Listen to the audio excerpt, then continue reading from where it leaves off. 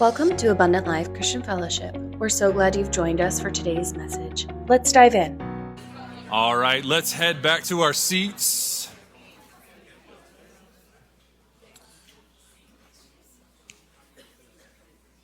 So before we get started, I do want to take a second. I was sitting thinking of this morning.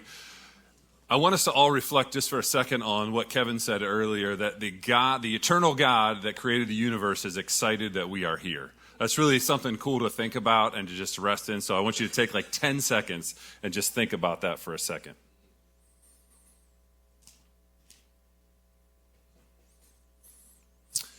All right. Well, thank you again for being here this morning. I'm excited to share with you. My name is Dave Kurzen. If you don't know me, I'm one of the elders here. We're going to continue our journey series this morning. We're going to be in Luke 20. Luke 20 is a relatively long chapter, and as I was going through trying to figure out which part of it I wanted to focus on, I couldn't come up with that. So we're going to do the whole thing. Take a deep breath for a second. If you've ever listened to a podcast at 1.5 speed, that's what it's going to feel like this morning. So we're going to jump into it here in just a second. So my first slide, you're probably wondering what in the world does this have to do with Luke 20? I'm not going to tell you. You'll find out at the end, so maybe that'll make you pay attention. But I do have a trivia question. I think I know one person will be able to answer this. Does anybody know the name of this actor on the right-hand side? Ryan Strauss is killing me. You're full of random knowledge, Ryan. Come on, dude. Hey, nice job. I knew Ryan would get it. Daniel Day-Lewis is the actor up here. Again, I'm not going to tell you what in the world it has to do with Luke 20. We'll get to that. Let's go to the next slide. So this morning, as we go through Luke 20, we're going to answer these three questions. One, what in the world? I'm sorry, that orange is hard to read, but what were the religious leaders really trying to say, ask, or do? What was Jesus' response? And again, what in the world does Daniel Day-Lewis have to do with Luke 20? As we go, my goal is here, we're going to go through the whole chapter. I'm going to give a little bit of a commentary as we go through each portion, and then hopefully it will all come together at the end. Before we jump in, I just want to give a little bit of a context to where we're at. So Jesus has arrived in Jerusalem. As we talked in chapter 19 last week, we heard about him stopping and seeing Zacchaeus. He comes into the city. There's lots of excitement. The people in the city, the Jews, are really excited because they think this promised king has arrived. In their minds, they think it's this king that's going to come overthrow the Roman government, free them from their tyranny, and they're going to live their best life. Obviously, we know they're a little bit confused about this. The other thing that's happening, too, is the religious leaders are there. Religious leaders you've heard referred to, Pharisees, Sadducees, Sanhedrin. We're just going to clump them all together as religious leaders right now, just for the ease of this sermon here. But they're not excited about Jesus showing up. They're a little bit worried. They're a little bit anxious because even though they don't really care who he really is, they're more worried about the fact that he's going to come and take their power away. They had been granted all of this power, prestige, perks, and wealth through the system that they had kind of set up, and they see Jesus as a direct threat to this. So they're anxious about that. Therefore, they also are really trying to get rid of him. Their goal is to ask them as many questions to kind of trap him in his words, because they don't really have the power to arrest him and get rid of him. They more so need to kind of lead the Romans into arresting him and getting rid of him. The other thing that's happening here, it's important for us to understand, is that tensions are really high because in the end of chapter 19, which we didn't talk about last week, Jesus goes into the temple. He sees what's going on in the temple. There's money being exchanged. There's things happening in the temple that Jesus is not pleased with. The biggest thing that he sees is that practices that are happening there are actually keeping people from coming in and worshiping God. So he gets pretty frustrated. He flips tables. He yells at people. He's very frustrated with what is happening there. So this has just happened, and tensions are really high because of it. Also, one more other thing real quick before we jump in. The religious leaders are kind of the main emphasis of this chapter. And what we need to understand about the religious leaders, and this is a really cool thing to think about, Jesus does such a good job of meeting people where they are and speaking a way that people understand. Religious leaders had devoted their entire lives to studying the Old Testament. They didn't really call it the Old Testament because there wasn't a New Testament yet.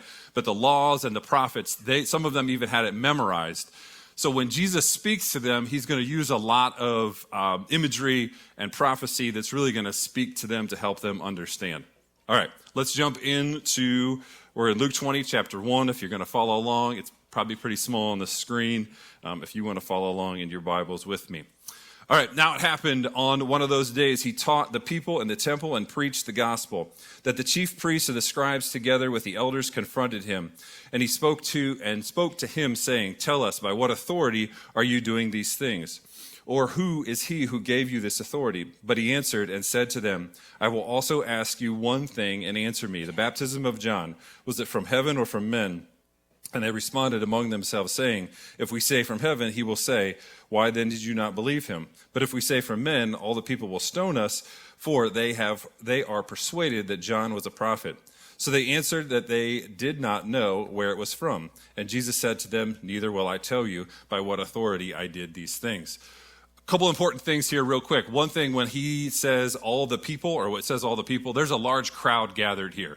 It may or may not be, different people are saying maybe right inside the temple or right outside the temple, but there's a large crowd gathered here with them. So religious leaders are asking the question here, what authority, or who made you think that you could go into the temple and knock tables over and cause such a disruption in the temple? They're questioning what authority he had to do those things. Jesus doesn't directly answer their question, and if you've been paying any attention at all in Luke, this is one of Jesus' favorite things, is to not answer a question directly. He's going to answer it through a parable. And there's actually a purpose behind that. Is he's trying to be careful of what words he says, because he's not done with his ministry yet, and he doesn't want to get himself arrested. And B, he speaks in parables often because that's how people understood it. Much of that culture was illiterate, didn't have a deep understanding of things, so he was speaking in a way that they really would be able to understand what he was trying to say. All right, let's keep going. Verse 9. Then he began to tell people this parable. A certain man planted a vineyard, leased it to the vine dressers, and went into a far country for a long time. Now at vantage time he sent a servant to the vine dressers, and that they might give him some of the fruit of the vineyard. But the vine dressers beat him and sent him away empty-handed. Again he sent another servant, and they beat him also, treated him shamefully, and sent him away empty-handed. And again he sent a third, and they wounded him also and cast him out. Then the owner of the vineyard said, "What shall I do? I will send my beloved son. Probably they will respect him when they see him." But when the vine dressers saw him, they reasoned among themselves, saying, "This is the heir. Come, let us kill him, and the inheritance will be ours." So they cast him out of the vineyard and killed him. Therefore, what will the owner of the vineyard do to them? He will come and destroy those vine dressers and give the vineyard to others. And when they heard that said, they said, "Certainly not." So let's go talk about real quick, who are the characters in this parable? The owner of the vineyard is God. The vineyard itself is the nation of Israel, God's chosen people. That's who is a large part of the crowd. The servants are prophets and priests that he had been sending to Israel. The son of the owner is Jesus, and the others are the Gentiles. That others part is actually a really important part that really ticked off the religious leaders, because they still don't understand, nor do they agree, that what Jesus is talking about, the gospel he's talking about, is going to be available to anybody else other than the Jews. So when he says, "I'm going to give the vineyard to others," that really sticks with the religious leaders. Religious leaders also here understood that what Jesus was referring to was them. He was referring to them as the tenants and was making a bold statement that he is the Son of God, that they were eventually going to destroy the Son of God, which we know is going to happen very soon in the context of this story. Jesus also references here, which we talked about, he references the Old Testament. Isaiah 5 is the first place that we see this imagery of the vineyard. So again, religious leaders would have heard this and really deeply understood what he was talking about. He answers this question about authority through this parable. And what he was really saying through this whole parable is, yes, I am the Son of God, without coming out and saying, yes, I am the Son of God. All right, let's keep going. Verse 17, then he looked at them and said, "What is this that is written? The stone which the builders rejected has become the chief cornerstone. Whoever falls on the stone will be broken, but whomever it falls, it will grind him to powder." And the chief priests and the scribes that very hour sought to lay hands on him. They they feared the people, for they knew he had spoken the parable against them. This is just a continuation of the parable a little bit, but the religious leaders understood that he was calling them out here, that he was saying that, look, you are the ones that are going to be responsible for what's about to happen. He's referring to their rejection of Jesus. What I love here is that they were so mad. I'm going to use, if you ever been around middle schoolers, if they want to fight one another, they say, let's throw hands. All right, so when they say they want to lay hands on here, they are so mad that they wanted to just grab Jesus and fight him at that very moment. Again, Jesus was using Old Testament imagery here. In Psalms 18, where it talks about the cornerstone, he called out the religious leaders for rejecting him, and not only said, you rejected me, he tells them you're going to be destroyed for rejecting me. So obviously they're feeling some type of way because of what he is saying here. Keep going. So they watched him, and he sent spies who pretended to be righteous, that they might seize on him or on his words, in order to deliver him to the power and the authority of the governor. Then they asked him, saying, Teacher, we know that you say and teach rightly, and you do not show personal favoritism, but teach the way of God's truth. Is it lawful for us to pay taxes to Caesar or not? But he perceived their craftiness, and he said to them, Why do you test me? Show me a denarius. Whose image and inscription does it have? The answer, they said, Caesar's. And he said to them, Render therefore to Caesar the things that are Caesar's, and to God the things that are God. But they couldn't catch him in his words in the presence of the people, and they marveled at his answers and kept silent. We're going to slow down just for a second here, because this is really, really important section of this chapter here. Really, I was actually going to focus just on this initially, but so they went now, the religious leaders have kind of changed tactics. Rather than, them being dressed in their garbs, they sent people that were probably dressed as commoners to start asking Jesus questions. Again, trying to trap him in some words. They are now using kind of probably the most, and I think Shane referenced this last week, using kind of the most hot button topic of that time, talking about money, especially about money when it comes to taxes and paying Caesar taxes and things like this. They knew that if they could trap Jesus into saying something against the Roman government, they would have him right away. They would be able to arrest and get rid of him without any question. Jesus very purposely here answers the question to them that if it's Caesar's, we're going to give it to Caesar's. But then he adds something else that isn't really necessary to the answer to the question, but is super powerful. He finishes by saying, let's give God the things that are God's. This, again, is a little bit of a further connection to what happened in chapter 19, where they're real concerned about, what happened in the temple, what Jesus did in the temple. Another interesting piece to think through here that I read in a commentary is that if they are in the temple during this or right outside the temple, it was a Jewish law, they weren't allowed to have denarius or denarii, however you say that, in the temple with them. So it's another kind of little bit of a dig that Jesus is giving to the religious leaders for not even following their own rules that they love so much. But I want us to focus just for a second on the two statements, give to Caesar the things that are his and give to God the things that are God. It's important for us to acknowledge just for a second that Jesus does speak a lot about our relationship with authority, the authority that he has put into place. Paul writes in Romans, everyone must submit himself to the governing authorities, for there is no authority except that which God has established. The authorities that exist have been established by God. Consequently, he who rebels against the authority is rebelling against what God has instituted, and those who do so will bring judgment upon themselves. We know that Paul, around that time, was Nero was this terrible leader that was governing over them at that time. And again, just to reiterate that God really does care about our relationship with authority. Not only should we respect that authority, we should be praying for that authority, whether we agree with them or not. But the other part that I want us to really think about is the second part, is give God the things that are God. In Genesis 1:27, it says, so God created mankind in his own image. In the image of God, he created them. Male and female, he created them. Just like that denarii, when he asked them to look at it, it is stamped, and I didn't put a picture on here, I was going to, but it is stamped with like an image of Caesar on it. We are stamped with the image of God. If we believe what it says in Genesis 1:27, we are made in his image. Therefore, everything that we are, all of us, belongs to him, and we need to operate that way. Let's keep going. Verse 27, then some of the Sadducees who deny that there is a resurrection came to him and asked him, saying, Teacher, Moses wrote to us, if a man's brother dies having a wife and he dies without children, his brother should take his wife and rise up 7 offspring for his brother. Then there were 7 brothers, and the first took a wife and died without children. And the second took her as wife, and he died childless. And the third took her, and in the like manner the 7 also.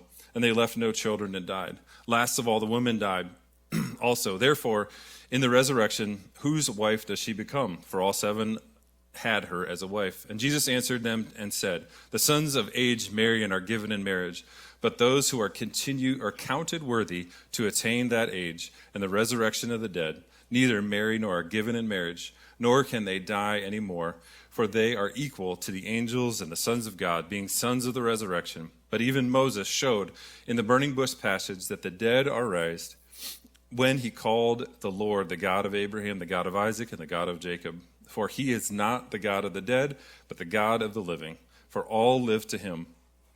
Then some of the scribes answered and said, Teacher, you have spoken well. But after that, they dared not question him anymore. An interesting side point here that we need to consider, because sometimes we can get caught up in what is being said right here and thinking about, well, what are we going to look like and who are we going to know in heaven? And there's lots of debate about that we could spend some time talking about. But I read this and I thought this was really important to keep it in perspective. Jesus' statement does not mean that people will not recognize their spouses in heaven. It simply means that we must not think of heaven as an extension of life as we know it. Our relationships in this life are limited by time, death, and sin. So rather than wondering, like, what's heaven going to look like? Who are we going to know? Who are we going to know our spouse? Some of us might want to know our spouse. Some of us might not. The reality of it is that our relationships in heaven, we can't even contemplate on how good they will be compared to what they are here on earth. And when we try to compare our relationships on earth to what's going to happen in heaven, there's no comparison. It's going to be so much better. And that's really what our focus should be, rather than who we know and who we don't know.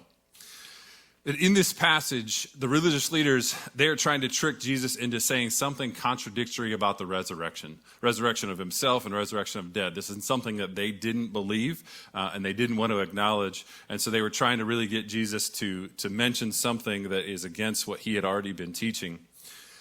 Jesus not only listened to their question. This story is about the women and the 7 brothers. It's actually it was a well-known story at that time from the book of Tobit, I believe. Rather than really just listening to that question, which that really wasn't the question about what would happen with the wife and who would she know in heaven. The question was about resurrection. And Jesus saw through that and answered their question about resurrection. And again, referenced something that they are really familiar with, talking about Moses and the burning bush and how Moses acknowledged that the resurrection is real. The resurrection of people and the resurrection of Jesus is real. All right, last couple here, 41 to 44.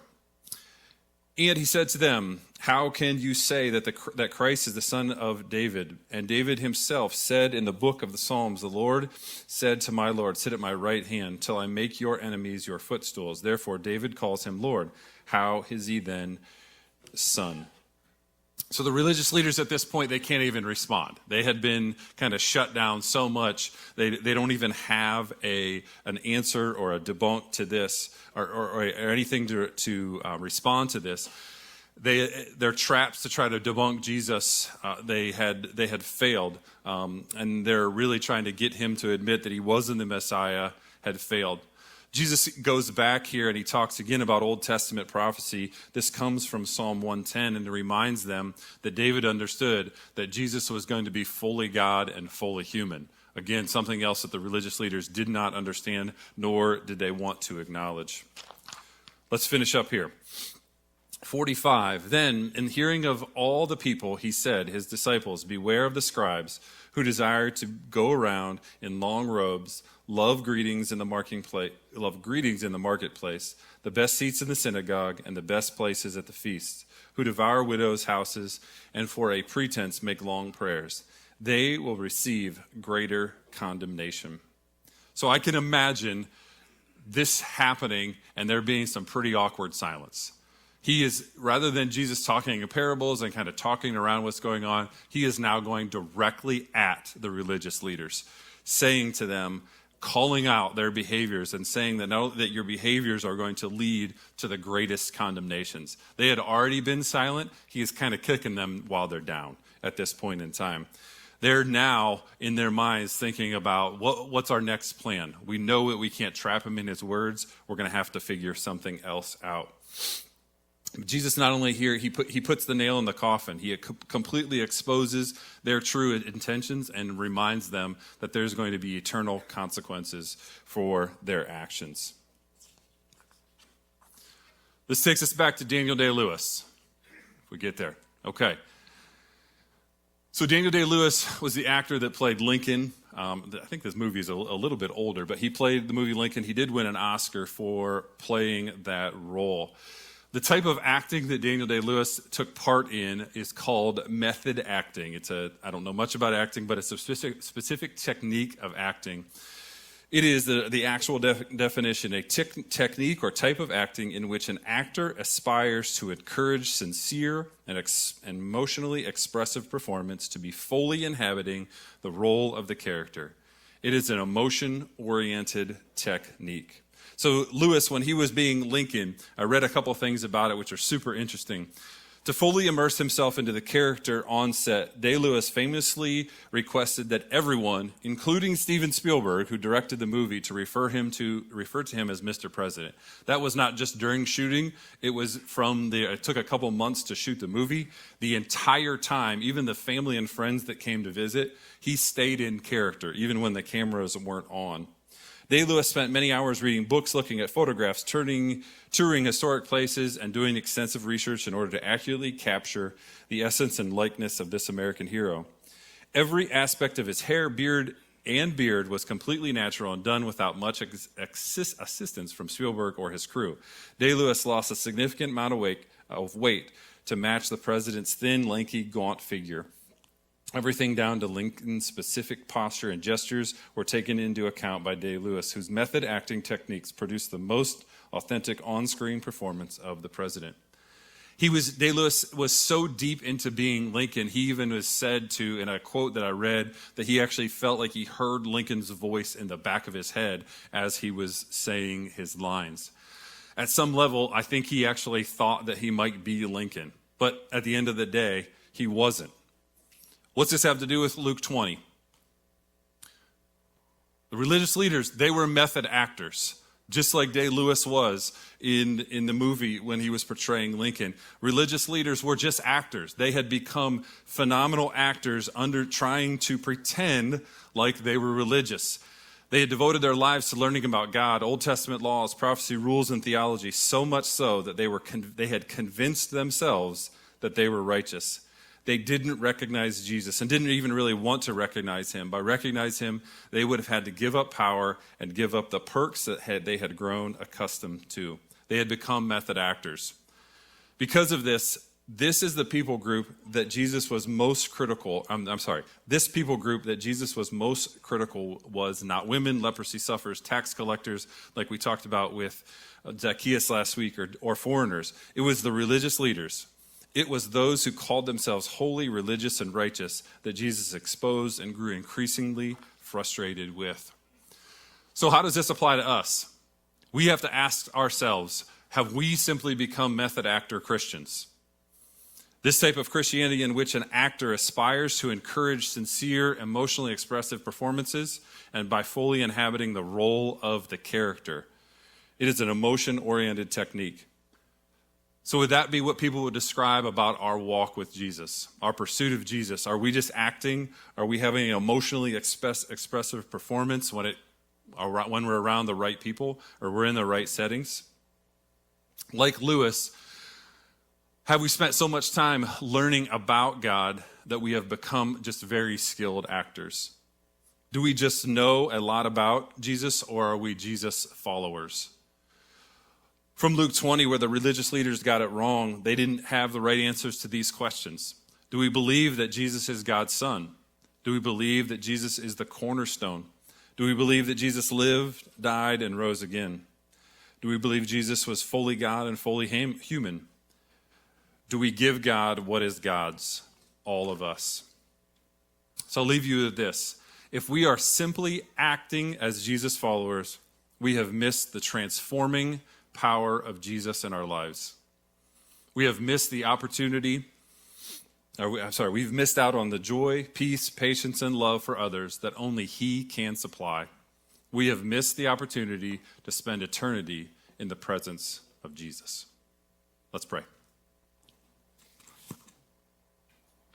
Lord, thanks so much for today, and thank you for being here and being excited that we are here with you. We thank you that you sent your Son to earth to live and die and rise again. I thank you that you sent him to earth to teach us what it looks like to be a Jesus follower.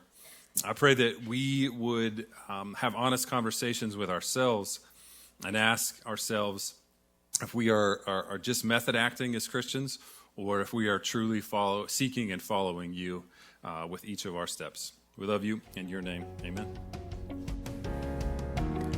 Thank you for listening to today's teaching. Make sure to click subscribe for the latest sermons. You can find more information about Abundant Life Christian Fellowship and our upcoming events by going to alcfohio.org. Again, that's alcfohio.org.